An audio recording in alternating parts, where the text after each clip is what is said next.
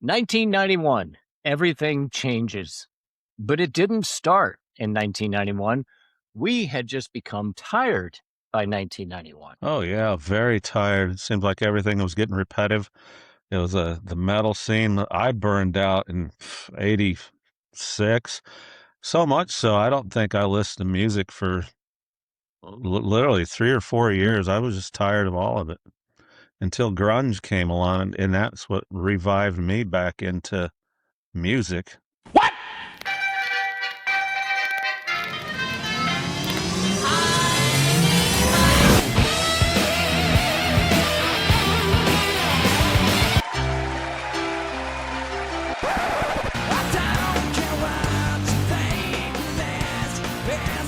Welcome, everybody, to this week's edition of Free Will Burning Podcast.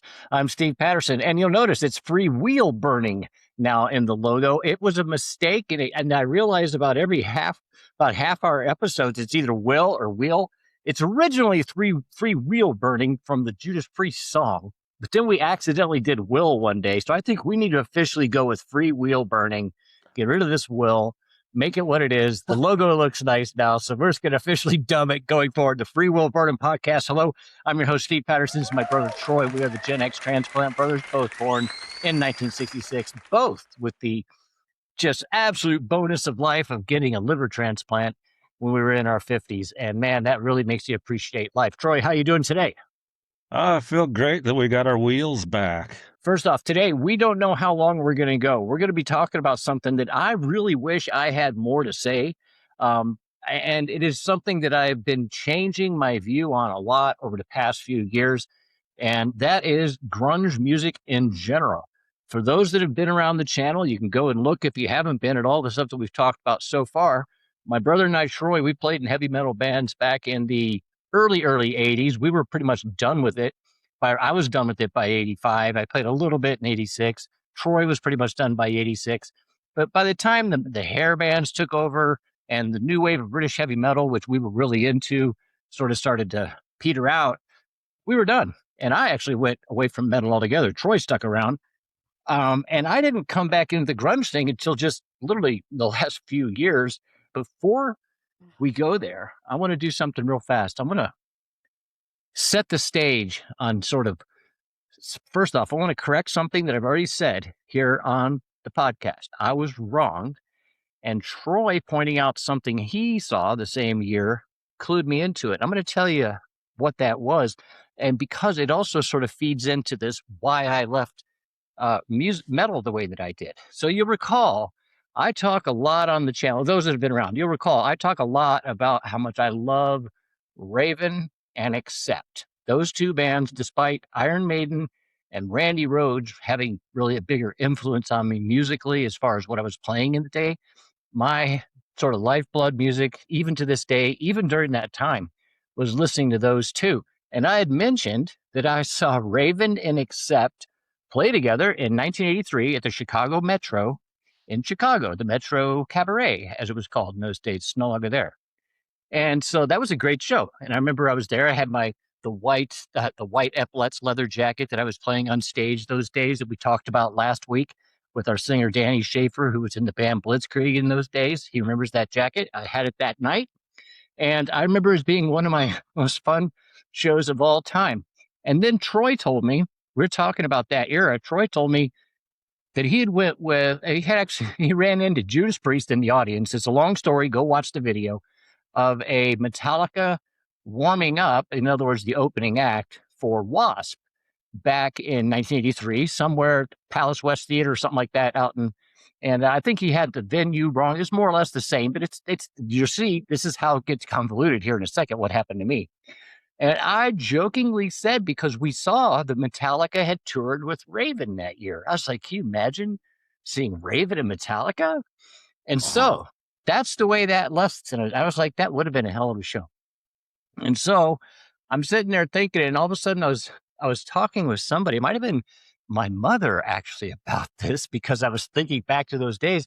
And she remembers dropping me off at the Chicago Metro. I was a high school dropout then, but I should have been a junior.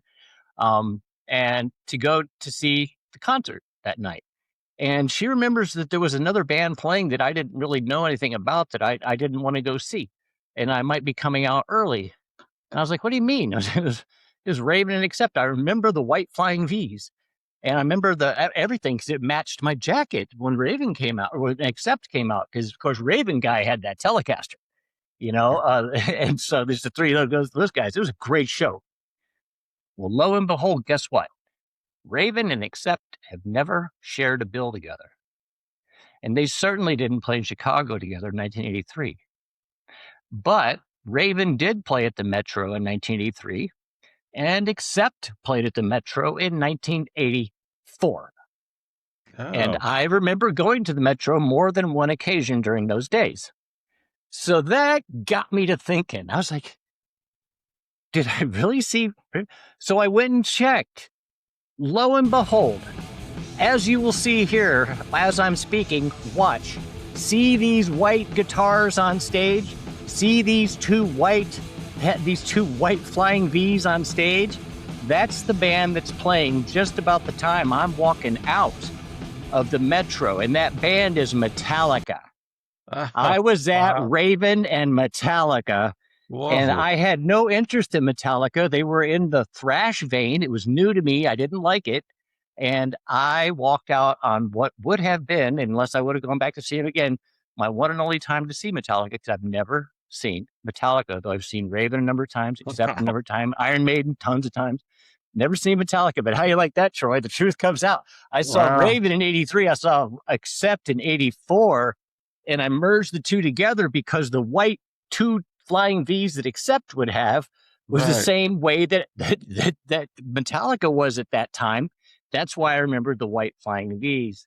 And so a friend of mine had sent me the video of that, having heard all this, and I saw the stage, and I was like, you got to be kidding me, because I could remember the stage and everything, and I saw those white flag bees, and there's that bass player that you talk about so much. Yeah, You know, Cliff Burton. You he's walked out playing on that. Cliff He looks like Burton, Randy man. Rhoads playing that damn bass. He's like all over the place. I was like, can you believe that? I walked out of it. I mean, I saw a little bit of it, but man. So, Wow.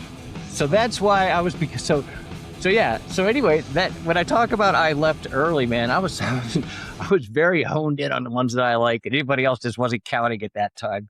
And so, at any rate, but this was right before something next happened that does go into the grunge thing. And Troy, we're going to kick it over to you right after this, because this is really all I have on grunge. When I joined the military, I was a dropout. And in 1985, I joined, well, it's a long story. I hitchhiked out west, had nothing to do, ended up joining the military, joined the Army in Washington. And my home of record actually was the state of Washington the whole time I was in the Army, despite I've never lived there a day in my life. But when I went to the MEPS station, which is the military processing, whatever, to take my ASVAB, the test to get in, I was in Seattle. It was 1985. It was June of 1985. Hot summer. We had to spend like a Friday, Saturday, Sunday there waiting for the Monday. I took the thing over from Coeur d'Alene on like a Friday, stayed over the weekend. And I went down into I still had I still looked like me. I had my long hair, probably jet black dyed, like it would have been in those days. Um, but getting ready to join the Army. Walking around this park right outside the hotel in downtown Seattle, and there's these kids on skateboards. I'd never seen such a thing before. I'm from the state of Chicago, man. We wore black leather. We put our leg up against the wall with our back against the wall, smoking a cigarette, and dared you to have a fucking problem with us, right? We weren't running around on skateboards or anything like that. And we certainly didn't have our hair over our face looking all mopey. We wanted to go out and just tackle the world. We were a walking epitome of a Manowar album. I mean, it's like, that's how fired up we were. I was in those days. And I saw these people. I was like, what are these people? And I was like, they looked alien to me. I mean, and little did I know that those were the young people that just a few years later would make the grunge movement. And I remember seeing it just like it's described. It was constantly raining, dreary. Everything was gray. Everybody looked, mopey. I'm not saying that area of the country is mopey. I lived in Oregon for a long time. I understand how all that works. But when you're not used to it, that's how it seems. And yeah, so that was my first little flirt with them. And it stamped in my mind a pretty negative thing, frankly. Looking back on it, I was wrong. I mean, I looked at them as being, just a bunch of whiny, whatever, pissed off. They did not look hard. They looked like they wouldn't last 5 minutes in Chicago. Not acting like that. And I'm not trying to be braggadocious now. So look at me all these years later, and I'm obviously speaking as a high school dropout 18-year-old. How much do I know? So, but anyway, that was it. And so I was like, okay, thrash metal is not me. And metal was out the window because, I'd seen Iron Maiden so many times. It was textbook by now. And there was nothing new coming along. And this apparently was what was rising. We hadn't heard grunge yet. But at the same time, hair bands had taken over. And that made me hardly even want to say I listened to heavy metal, just to be associated with it. And that was the end of metal for me. But the next thing I knew about it, Troy, you and I were living in Flagstaff in 1991, going to Northern Arizona University. I think was that when Kurt Cobain died around that time? I think he died in 94, but 94? yeah, but that's when that Smells Like Teen Spirit song came out. Why were we talking about it? Because I remember we talked a lot about that. When we only lived a short time together then. Why did we talk about Nirvana? Because I remember talking about Nirvana. I was tired of music altogether, and I'd heard Nirvana on the radio. I forget, it wasn't Smells Like Teen Spirit, but it was some other song, and I thought, hey, this is something different. And I went down to the Flagstaff Mall there at Flagstaff, Arizona. And I bought the Nevermind album, and the guy there said, hey, if you like this, you'll like this other band called Pearl Jam. And so he showed me that, and I bought not the albums, the cassette. I bought 10 by Pearl Jam, and I thought, wow, music is getting good again. So then Soundgarden came out, Alice in Chains, and I had a revival for music for about 2 years. And grunge came, to me, grunge came and went as fast as hair metal did, faster. Right. Because and this is what did it for me in grunge. What the over commercialization of it happened really, really fast, because I was watching television and J.C. Penney had a commercial on. Do you want your kids to be cool this year? You got to have them look like they're grunge. And they had like professional models dressed up like grunge kids. Yeah. I don't remember that from the '84 catalog. Dress up like a demon, just like your son's Iron Maiden and Dungeons and Dragons album. And so I thought, wow, grunge just came and went with the blink of an eye, man. Yeah, and the thing is, I wish I had.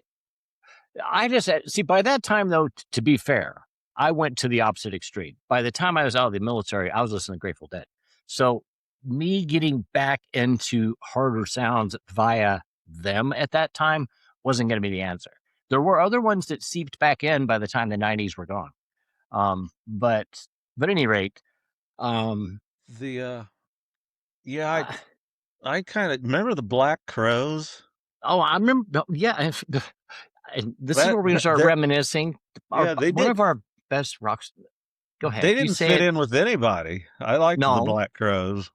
Right. They loosely fit with the Dead, though, because their singer, they did Hard to Handle exactly like the Grateful Dead had done it off Live Dead back from like 68 or 67.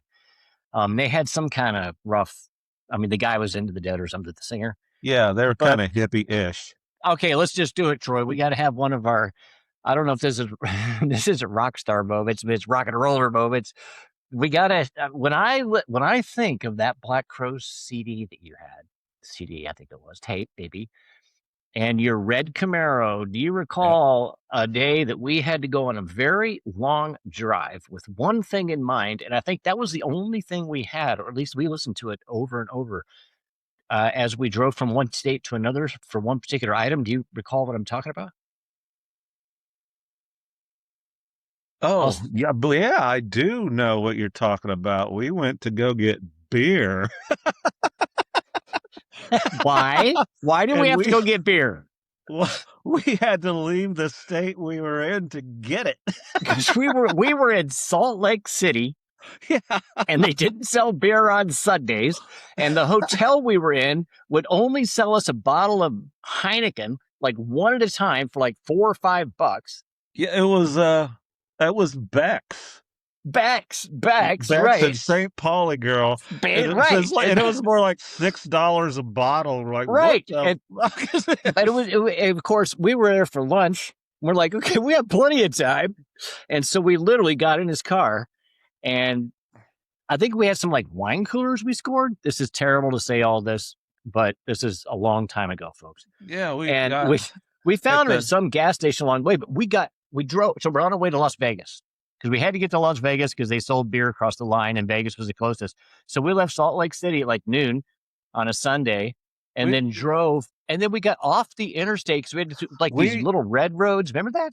yeah, we went west off of that interstate until we got to the Nevada line. And then it ended up being a dirt road It in a was. Camaro. It was like being in Appalachia with cows on one side and farms on the other, except cactus or what? Not Yeah. cactus, but like. And then we found a gas station literally in the middle I of get nowhere.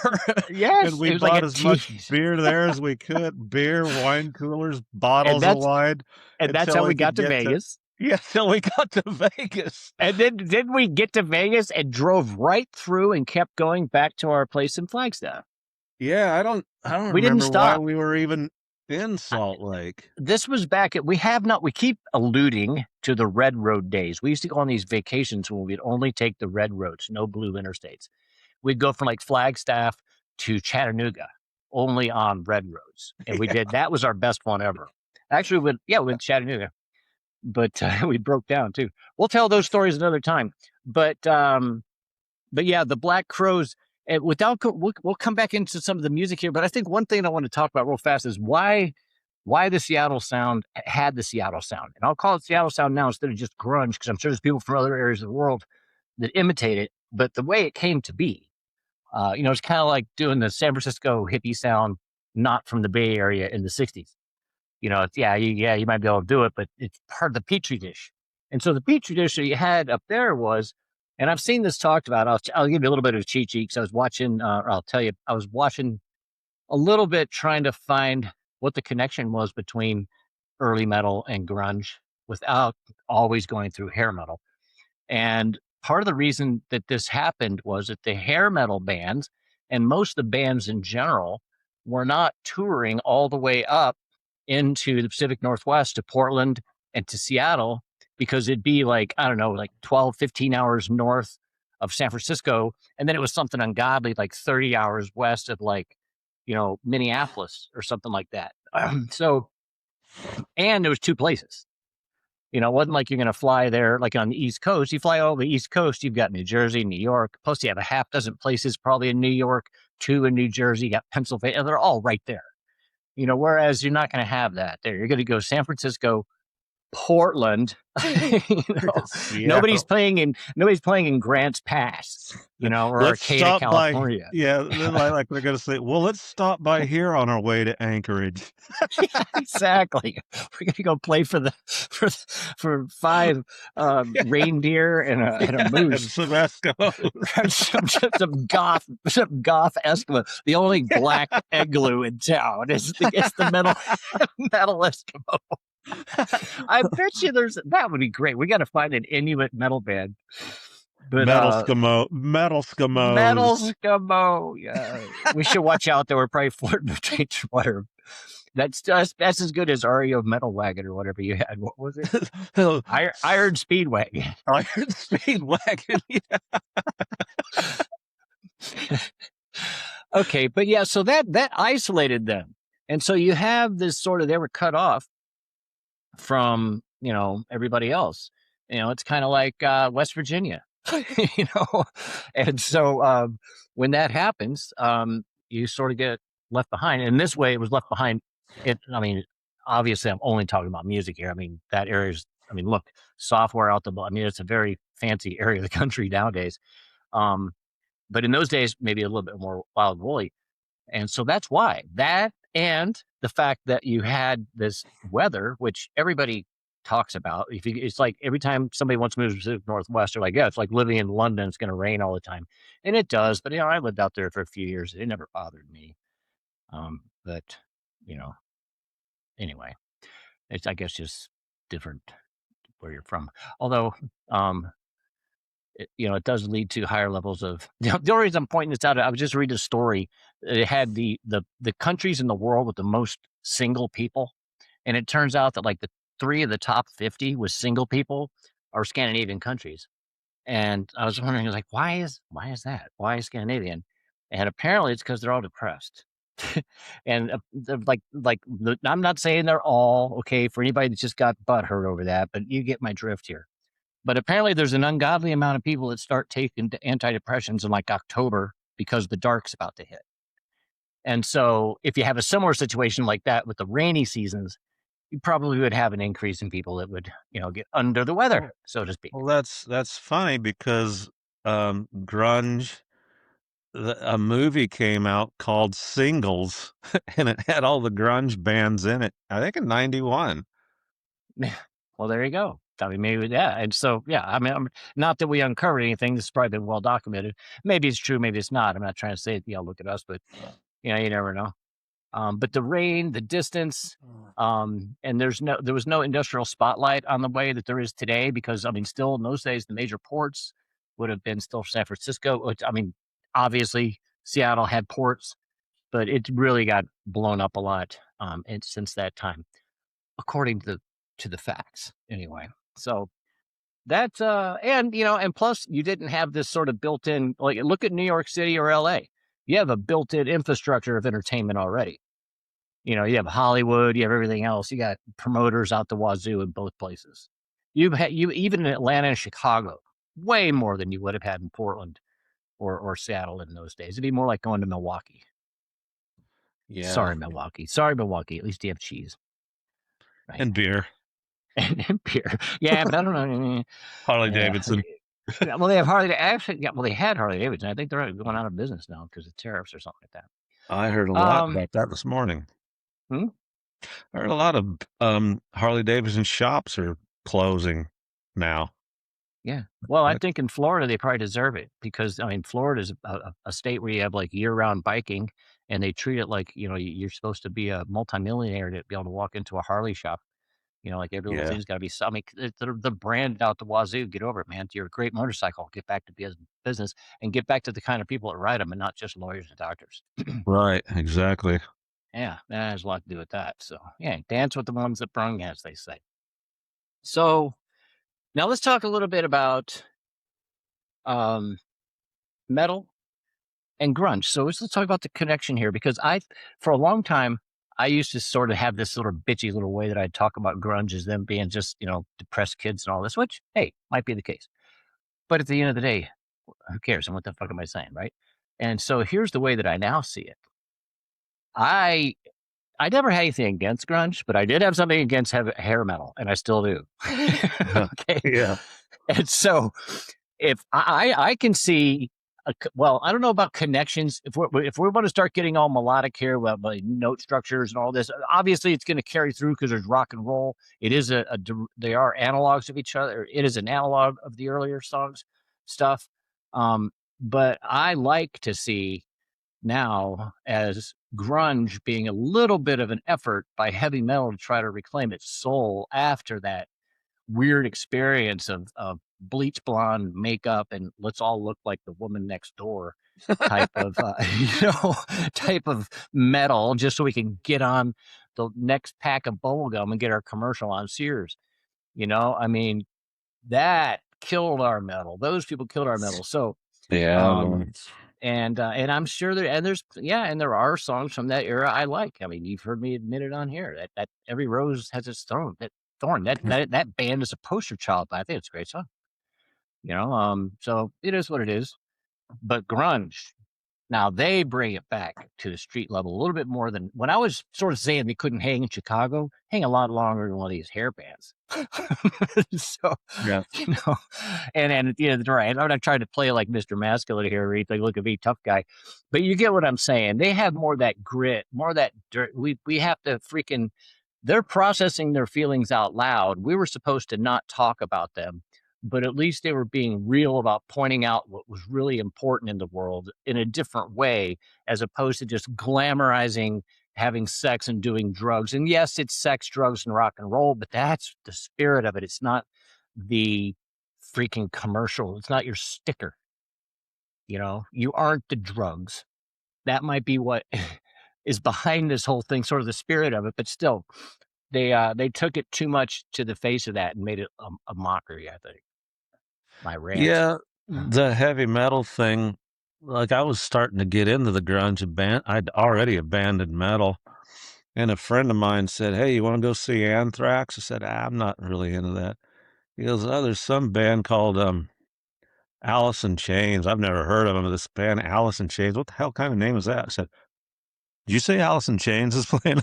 So I knew who they were. I said, "Oh, yeah, I'll go see Anthrax."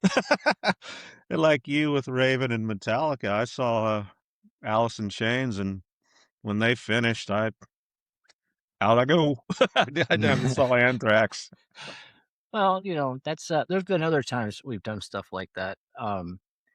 But I mean, really, for me, the early metal, what I liked about it so much was that it was competent. You had to know what the hell you're doing. If you didn't know, you stuck out like a sore thumb. And, Yeah. you had to do it exactly right. You had to be precise. A lot of that Yeah. stuff, those double leads, bending the harmony just to be the same with two guitar players, but you had to know what you're doing.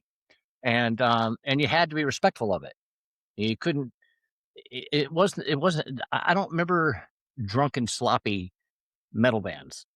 I mean, there probably was, but I can't imagine. Can you imagine Randy Rhoads being wasted? No. Dave Murray. I mean, no, it's not happening. Steve Harris. No, it's just not happening. You can't keep that going that long. You got to be on. Now, there probably are some drugs you could do for that, but whatever. And it's also about the image. Like Bruce Dickinson used to say, you cannot play the heavy metal with the keyboards. Cut to somewhere in time. But anyway, yeah. But it is about the image, black, silver, and red, right? You got to have Right. where are they at? Got to have your pyramid spikes, right? So you Gotta gotta have you gotta have that. the drummer But had to have double bass. Had to. right, and and so with hair bands, those are sort of like notions. But when it came back around with grunge, then instead of this precision, you now have this slow, deliberate grind. Not for lack of a better term, because of grunge, it doesn't have to be perfect. It has to be impactful. It has to exude this emotional leakage that is going on right here, and it is anti-image, which is actually closer to the earlier versions of even the metal that we like. You look at I'm not calling out Raven, but look at Raven. You're not going to see those guys stand up in there and have like all the chicks swooning on them if they weren't rock stars. You know what I mean? As opposed to like Axl Rhodes, who's up there like, oh, look at me, the Tarzan of rock. It's like, Yeah. anyway, it's the anti-image. So I really dug that. It was a Yeah, musical shift. the grunge girls did not, weren't jealous of the grunge rock star's hair. But they really like that shaggy fleece shirt, Yeah. Wow, whatever. he looks like a I poor should, bum. I you want know, that. I have I should have worn I have two flannel shirts. I should have wore one today. Would have been perfect. But I Well, really wish gee, I really wish I had seen Kurt Cobain. But I mean, in 1991, I was a total different animal. But now, I mean, it's I mean, the guys had it definitely going on. Obviously, Troy. On that note, this is my wife's territory. I don't go down the conspiracy route. She's been telling me since the day I met her that Kurt Cobain was murdered. Trigger. Sorry, all the Kurt Cobain people out there. I don't have any news to drop, but that's how she talks.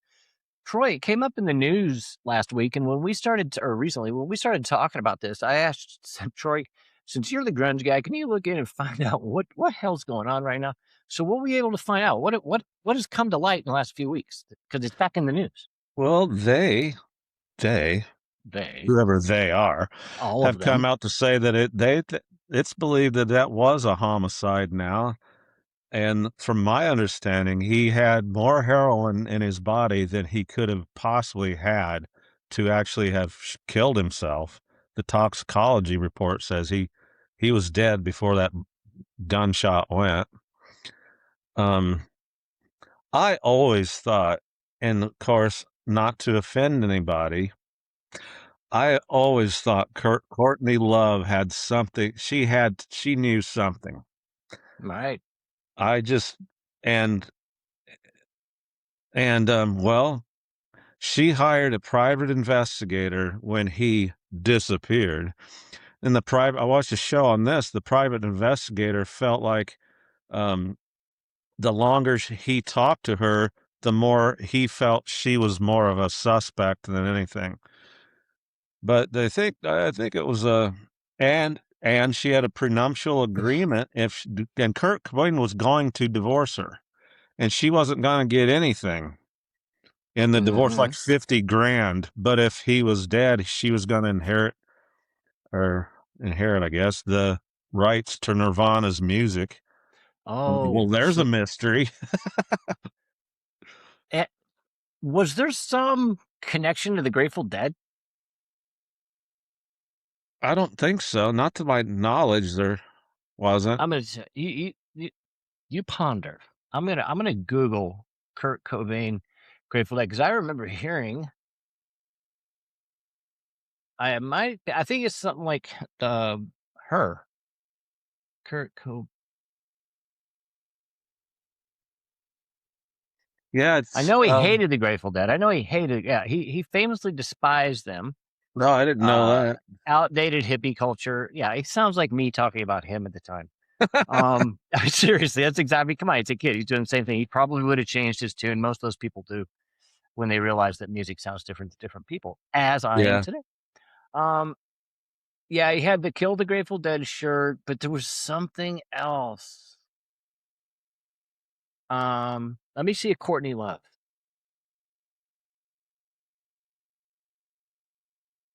Um,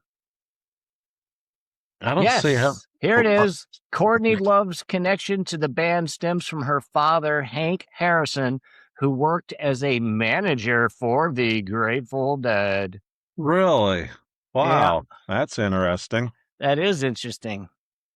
There's so many connections like that. Have you ever, you probably have not heard of this person. Maybe somebody out there has. People here, you've heard me listen to, sometimes I listen to kirtan music. That's the kind of meditating music those do like in Bali, the Hindu music. Snodham Kaur is the woman's name. I don't know where she's from. She might be American. I think, yeah, she is from America. Excuse me. She's very much in this crowd and has been for years. When I was sick 15 years ago, I was listening to her stuff. It was really helped me a lot. I believe something along these lines. She was from the same town, Bay Area town, the Grateful Dead is synonymous with, probably Mountain View or one of them. And Bob somehow knew Bob Weir, and Bob Weir went to see her when she was like a young singer, and so they got to know each other. And Bob like helped her. Something I'm making some of this up, okay? But something happened between her family and the Bob Weir family. Bob Weir, of course, just died recently, and we have a video up here about that. And never cashed in on it. Not saying that got her any place. And she actually avoided any kind of. I don't know if she avoided it, but there was never any like pictures of them together that I know of. But I always thought that was interesting that here I was reading about this Hindu singing woman one time, and lo and behold, connected Bob Weir, Grateful Dead. And then I'm reading about Kurt Cobain, and I was like, why does he hate the Grateful Dead? And then I was like, and now they're connected to the Grateful Dead. It's like, gee whiz, the Grateful Dead family just goes in every freaking direction. You know how Yeah, many people are sitting in Capitol Hill right now that have been to Grateful Dead shows? well, well, there's two of them that surprised me is Ann Coulter and Tucker Carlson. I'm like, wow. Tucker has a picture of him Yeah, with he does yeah, on his podcast. and right, there's actually been times with Ann Coulter a while back. This has been a while. This has been years ago. But there was one time she held like a Q&A type thing, and it was deadheads, and they were all talking to her. She was like, and she knew her shit.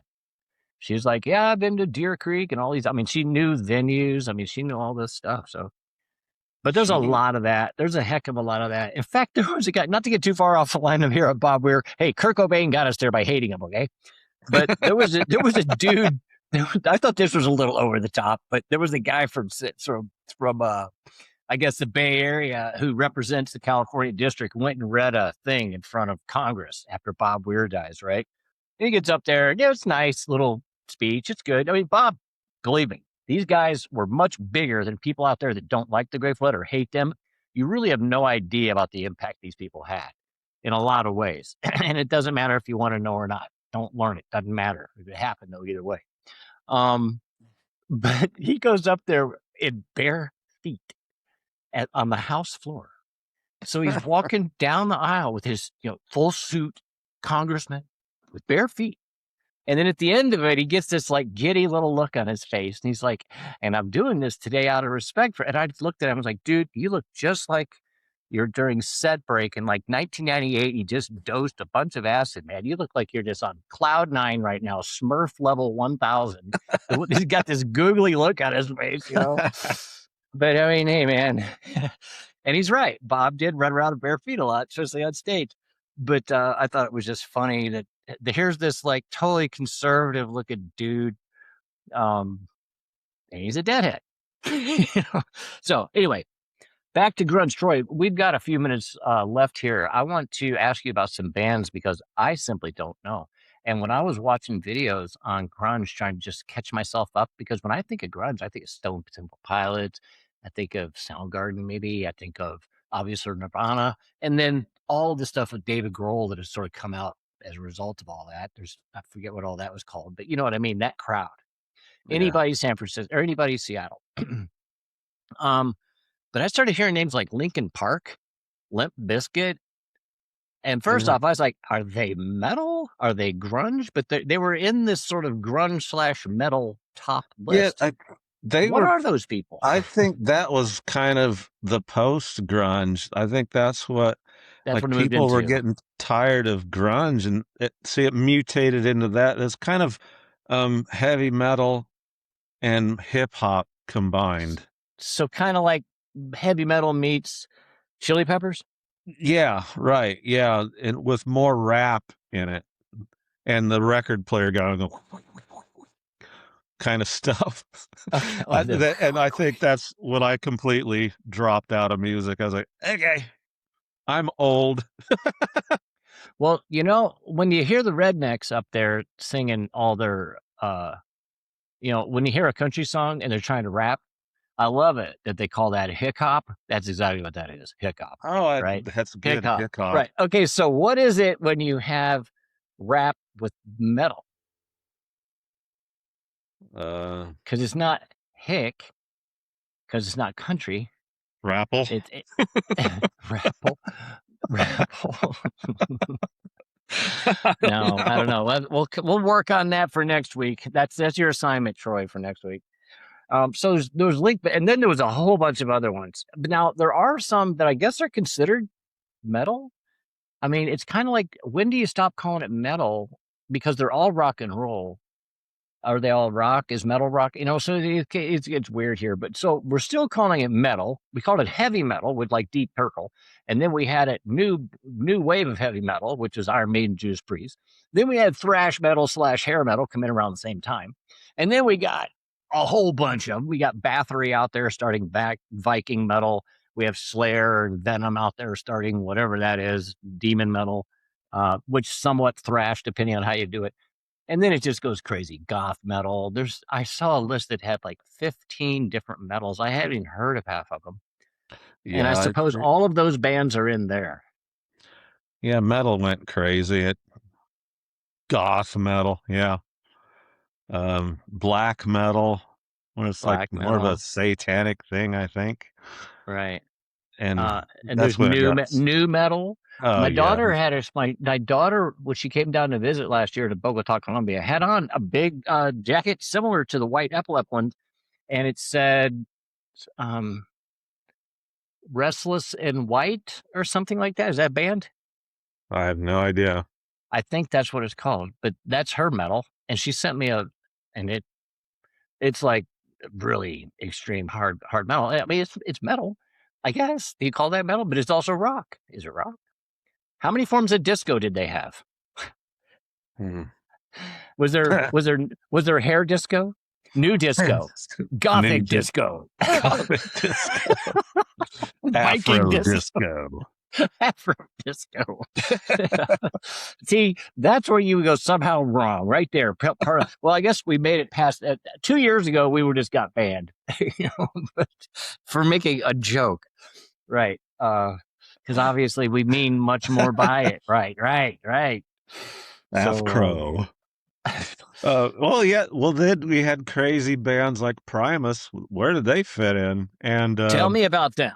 Do you remember what was the guy's name? Les Claypool. No, yes.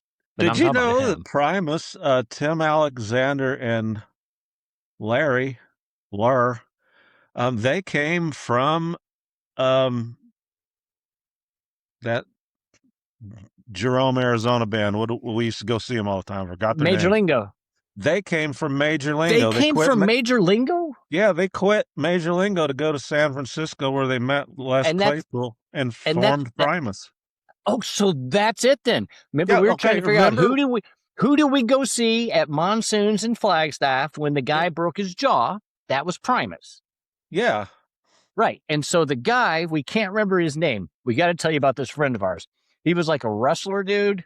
He was like Lou Ferrigno on like mix. I don't know how to say it. Mix a pit bull with Lou Ferrigno and then add in lots of alcohol.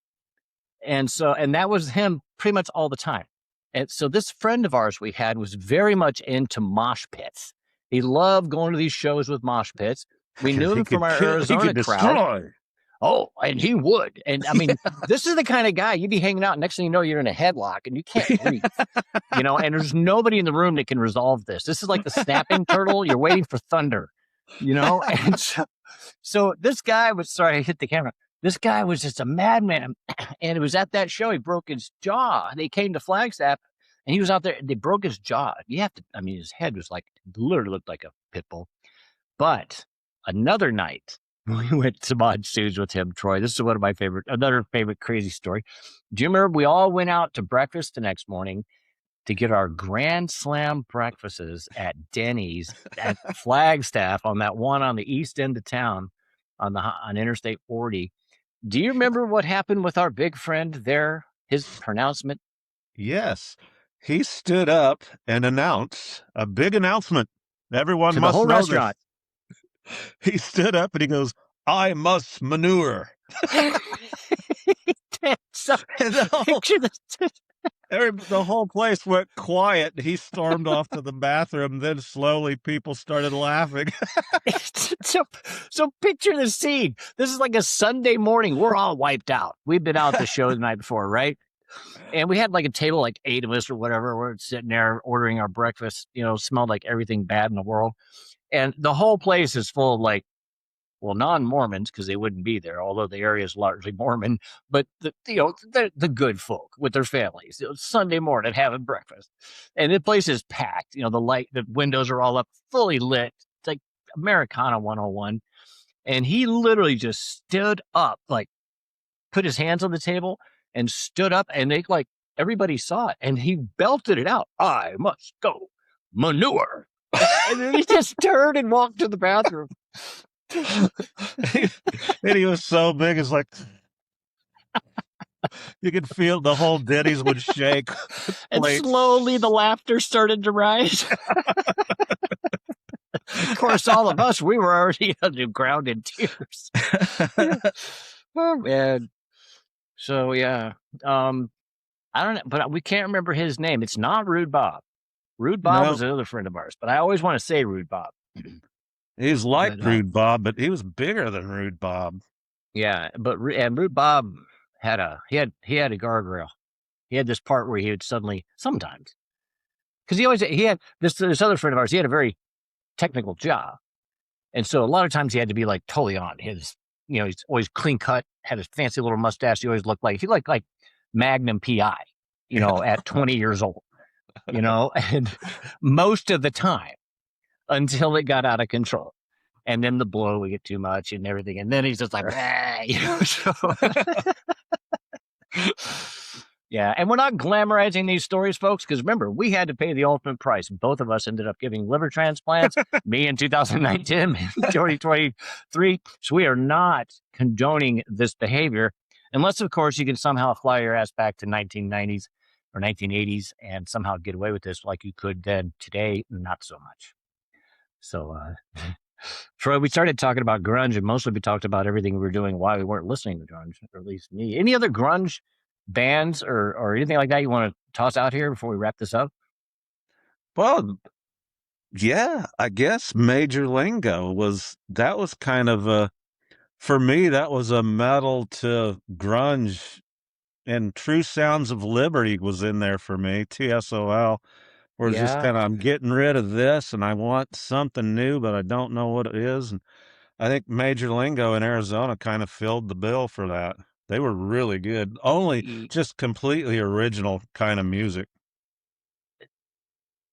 Real fast on Major Lingo, folks, for those that aren't familiar with the band, and that's probably every single one of you, they toured around Arizona, maybe a little bit out of Arizona during the 90s.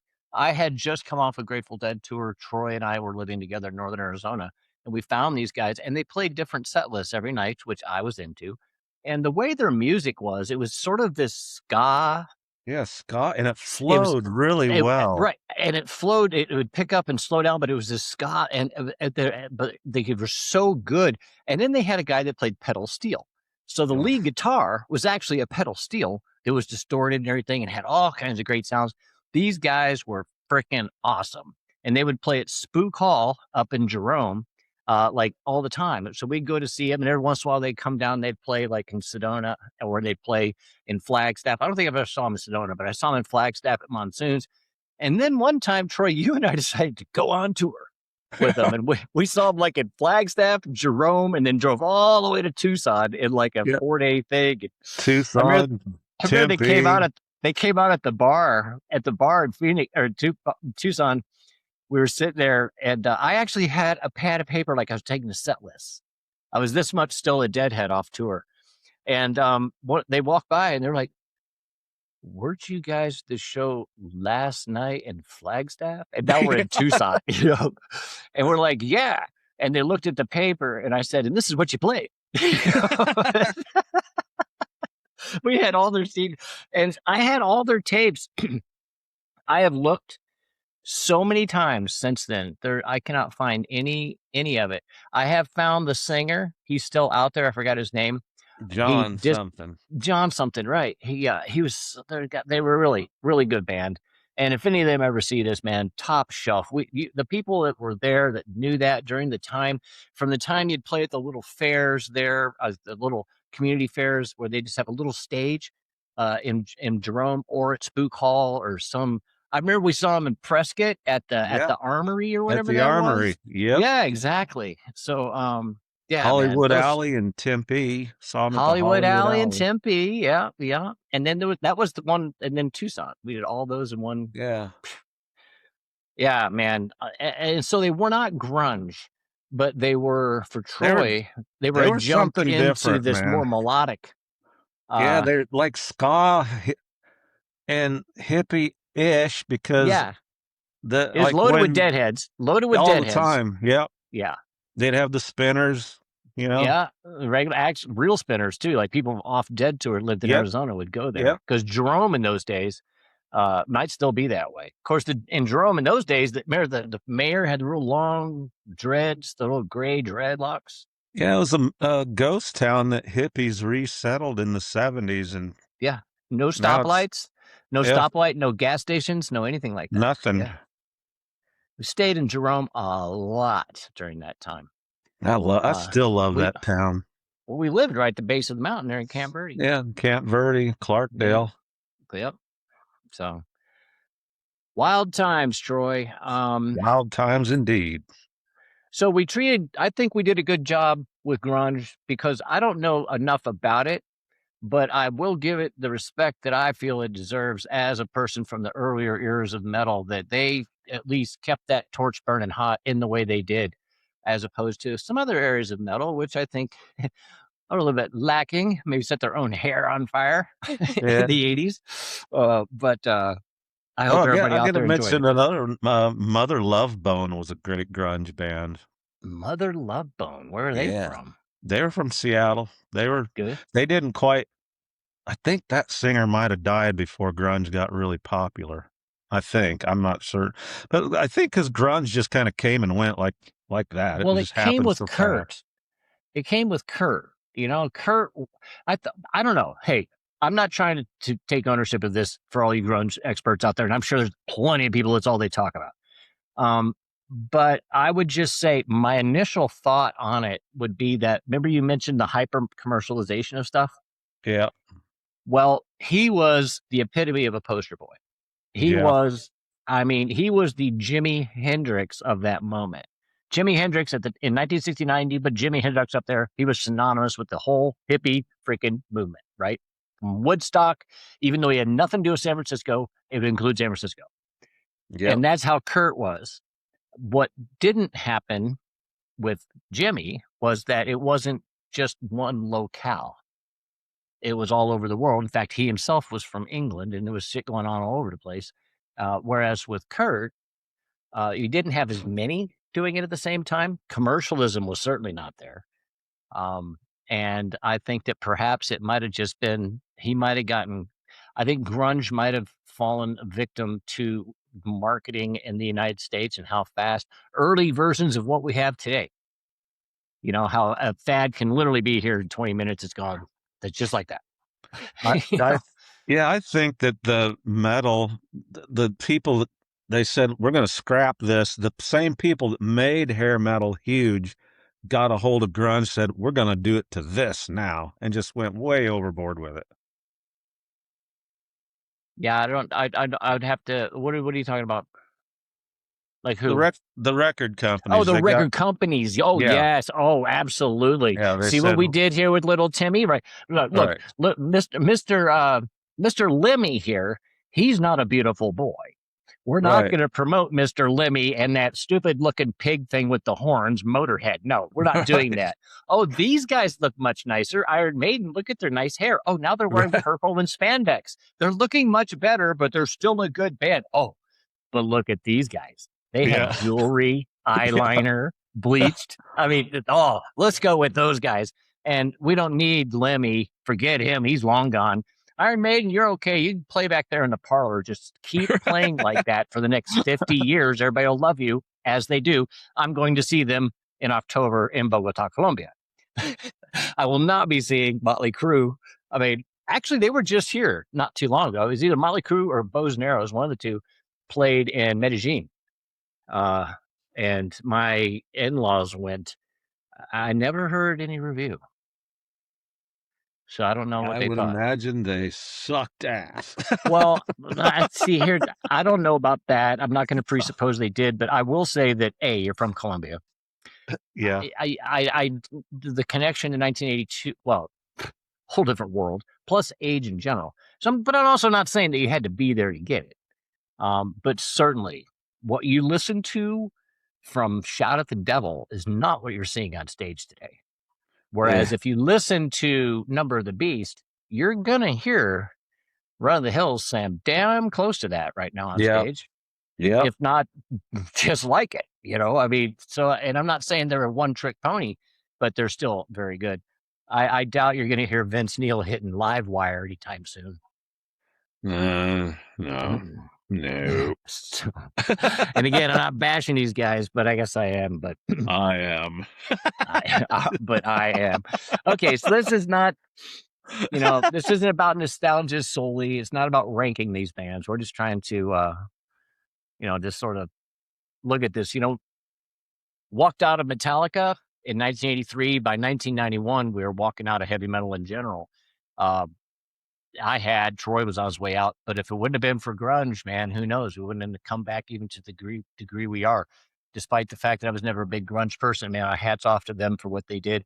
And it was a hell of a contribution and very original. Definitely very original contribution to much more so than probably half of these other so-called metal versions that you hear out there. You might have a hard time figuring out what the difference is. But if we're going to include grunge in the heavy metal family, definitely they have a distinct sound right there with like well, prior to thrash having a bunch of analogs. Yeah, grunge.